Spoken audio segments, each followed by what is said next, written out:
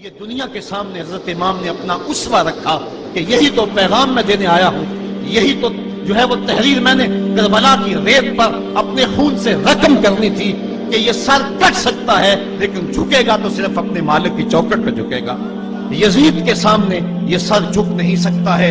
تو حضرت امام حمام رضی اللہ تعالیٰ عنہ نے کربلا کے تپتے ہوئے ریگزار میں جب 72-73 لاشیں خیموں کے سامنے پڑے تھے اور اتنے زخم کلیجے پہ تھے، راوی کہتا ہے کہ جب آپ کی قمیض اتاری گئی تو 113 سوراخ اس میں تیروں کے تھے، 33 زخم نیزوں کے تھے، 34 گھاؤ تلواروں کے تھے، اتنے زخم جسم کے اندر اور جسم چور ہے زخموں سے۔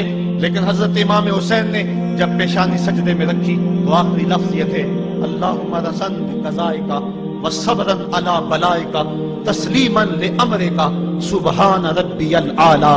مالک تیری تقدیر پہ راضی ہو گیا ہوں، مالک زخم سے پہ بھی میں مسکرا رہا ہوں، مالک تیری طرف سے جو دکھ آئے میں نے ان کو قبول کیا، جے سونا میرے دکھ وچ راضی تے میں سکھ نو چلے ڈاواں، مالک میں سب کچھ قبول کیا، حسین تیری رضا پہ راضی ہے، میرے مالک تو بھی بتا تو بھی حسین پہ راضی ہوا ہے کہ نہیں ہوا ہے۔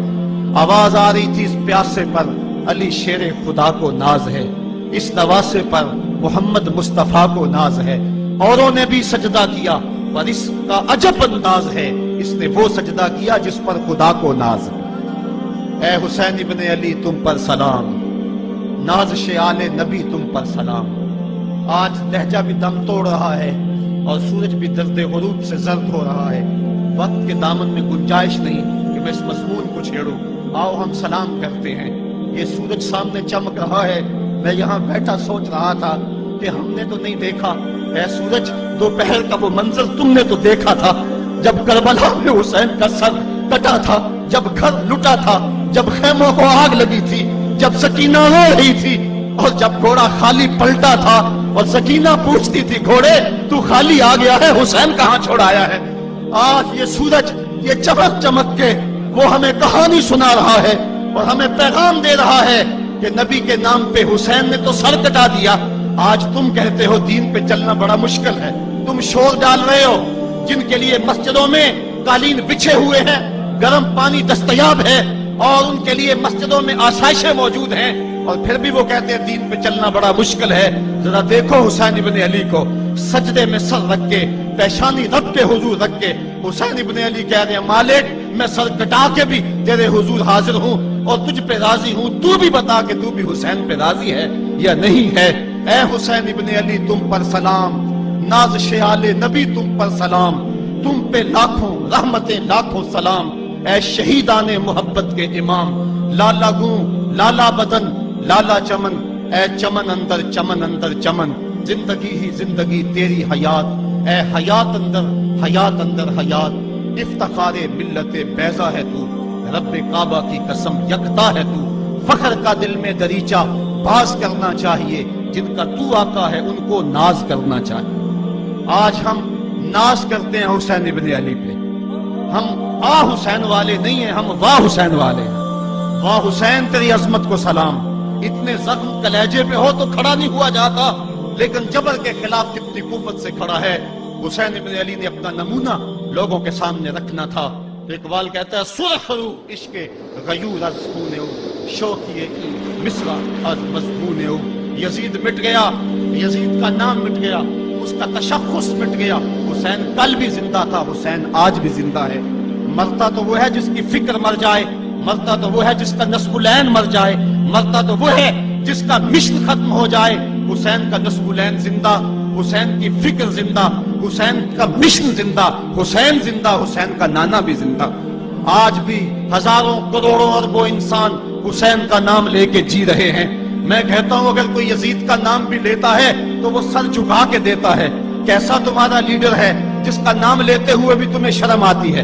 نام لینے سے پہلے سر جھکاتے ہو، نام لیتے ہوئے پسینہ پسینہ ہوتے ہو، نام لینے کے بعد منہ چھپا لیتے ہو۔ تمہیں اپنے قائد اور اپنے لیڈر کا نام لیتے بھی شرم آتی ہے، اور جب ہمارے لبوں پہ نام حسین آتا ہے ہمارا قد اونچا ہو جاتا ہے، ہمارا سر فخر سے بلند ہو جاتا ہے۔ فخر کا دل میں دریچہ باز کرنا چاہیے، جن کا تو آقا ہے ان کو ناز کرنا چاہیے۔ تو حسین ابن علی نے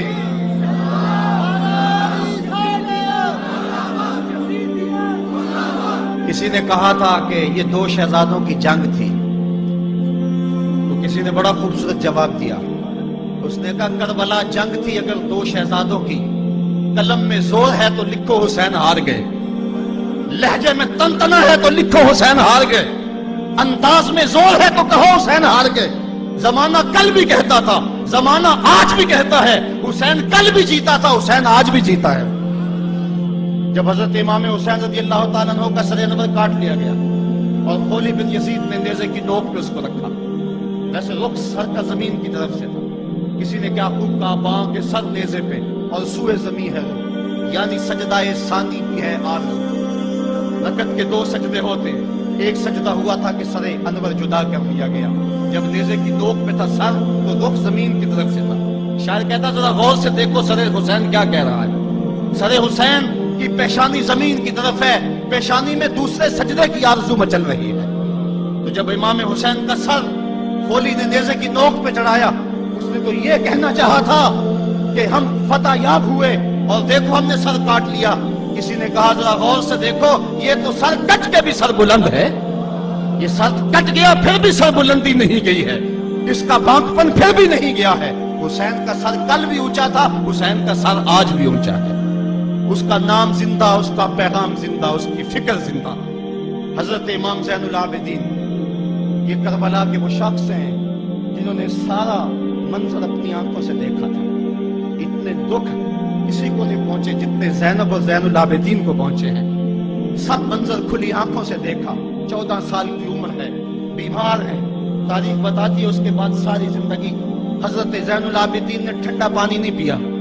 جب پانی پینے لگتے تڑپنے لگتے، کہتے مجھے سکینہ کی پیاس یاد آتی ہے، مجھے علی اصغر کا تڑپنا یاد آتا ہے. ساری زندگی پھر ٹھنڈا پانی نہیں پیا. حضرت امام زین العابدین نے یہ سارا منظر کھلی آنکھوں کے ساتھ دیکھا تھا. اور پھر آپ نے دمشق کے بازاروں میں بھی اور کوفے کی گلیوں کے اندر بھی سروں کا یہ قافلہ اپنی قیادت کے اندر جو ہے وہ گزارا تھا.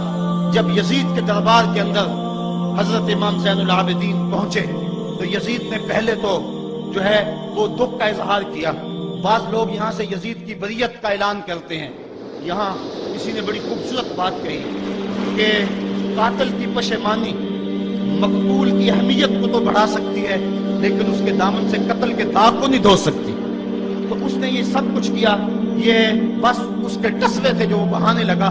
لیکن بعد میں اس نے حضرت امام حسین رضی اللہ تعالی عنہ کے دانتوں کے اوپر جو ہے وہ چھڑی مارنا شروع کر دی. حضرت ابو برزہ اسلمی صحابی رسول وہاں موجود تھے، وہ کھڑے ہو گئے، اٹھ گئے، بدن کانپتا ہے ان کا. کہنے لگے ظالم ارفع قدیبہ کا، یہاں اپنی چھڑی ہٹا لے. میں نے اپنی ان آنکھوں سے دیکھا ہے کہ کان رسول اللہ صلی اللہ علیہ وسلم یلزمہ، حضور نے ان ہونٹوں کو خود چوما ہے. تو یہ کہہ کہ آپ دربار سے نکل گئے اور روتے تھے اور آپ کے بدن پہ کپڑی بھی تاری تھی. بعد میں یزید نے کہا حضرت غلطی ہو گئی اور یہ میں نہیں چاہتا تھا، بتائیں آپ کی کوئی شرط ہو. تو آپ نے فرمایا میری 4 باتیں مان لو. ان 4 باتوں میں ایک بات یہ تھی کہ سر حسین اور سر شہیدہ ہمارے سپرد کر دو تاکہ ہم کربلا جا کے ان کی تدفین کر سکیں. دوسری یہ تھا کہ ہمیں مدینہ حفاظت سے پہنچا دو. تیسری شرط یہ تھی مجھے جو ہے وہ جمعے کا خطبہ دینے کی اجازت دو آج دمشق جامع مسجد کے اندر. چوتھی بات آپ نے یہ فرمائی کہ قاتلان حسین جو ہے وہ میرے سپرد کرو. اس نے کہا کون ہے قاتل حسین کا؟ لوگوں نے کہا خولی ہے. خولی نے کہا میں نے قتل نہیں کیا، یہ سنان بن انس دخی نے کیا ہے. سنان بن انس دخی کو کہا ہاں تو بتا.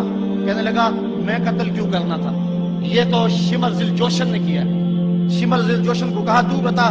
کہنے لگا میں نے قتل نہیں کیا، میرا کون سا، حسین نے کچھ بگاڑا تھا، قتل اس نے کیا ہے جس کی حکومت کو خطرہ تھا. تو یہ ہے وہ ہے قاتل حسین کا. اب یزید کہنے لگا تمہاری یہ شرط تو میں پوری نہیں کر سکتا، یہ بات تو پوری نہیں کر سکتا، اب خطبہ دے لو.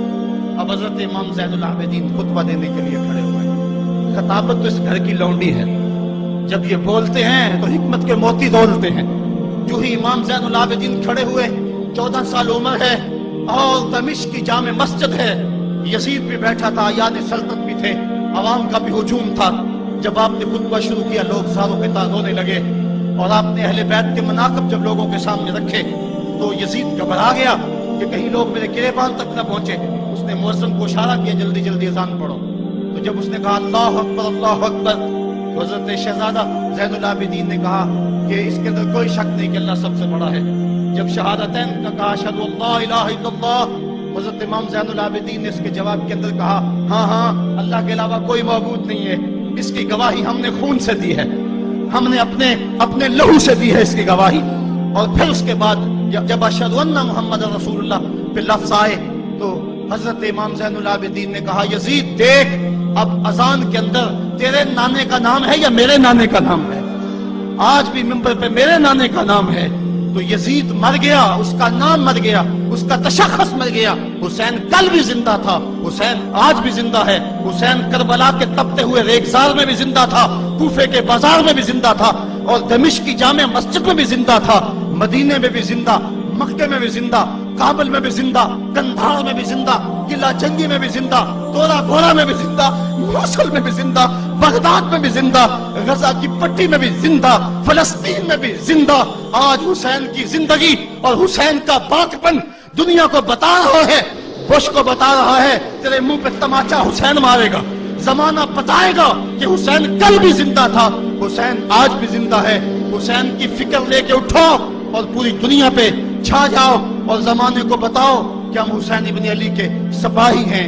صرف محرم کے دن آنسو بہا لینے سے کچھ نہیں ہوگا. کیا صرف محرم حسین کا مہینہ ہے؟ نہیں، سب پورا سال حسین کا ہے، پوری زندگی حسین کی ہے، پورے زمانے حسین کے ہیں. یہ صرف عاشور کا دن یا عاشور کی شب ہی حسین کی نہیں، سارے زمانے حسین کے ہیں. کل بھی حسین کا تھا، آج بھی حسین کا ہے، کل بھی حسین کا ہوگا. آؤ اٹھیں، قرآن کو لے کر کے حسین ابن علی نیزے کی نوک پر بھی چڑھ کے قرآن سنایا، اور آج ہم اسی قرآن کی دعوت کو لے کر کے اٹھیں اور حسین ابن علی کے پیغام کو گھر